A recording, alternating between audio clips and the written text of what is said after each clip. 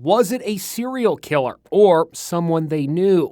One of the nation's top criminal profilers, Dr. Casey Jordan, is weighing in. You could have somebody who is a potential serial killer who has been thinking about doing something like this for a very long time. If the fantasy was fulfilled, then the fantasy will bloom even larger.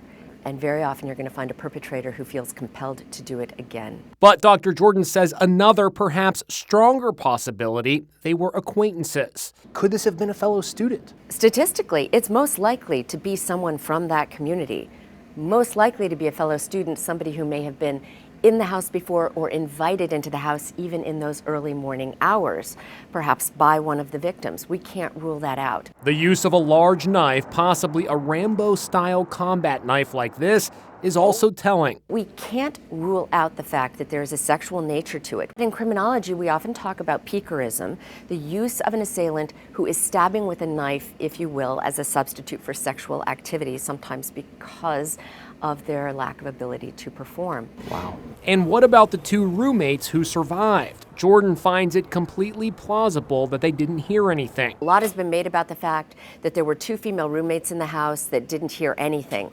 It makes sense that the victims were sleeping, caught by surprise, and perhaps the stabbing quieted them instantly, so that each one of them didn't even know what had happened to the others, and the two roommates who survived had no idea until they woke up at noon the next day what had happened. I think these roommates are traumatized. I don't think they had anything to do with this attack. How difficult of a case is this one to solve?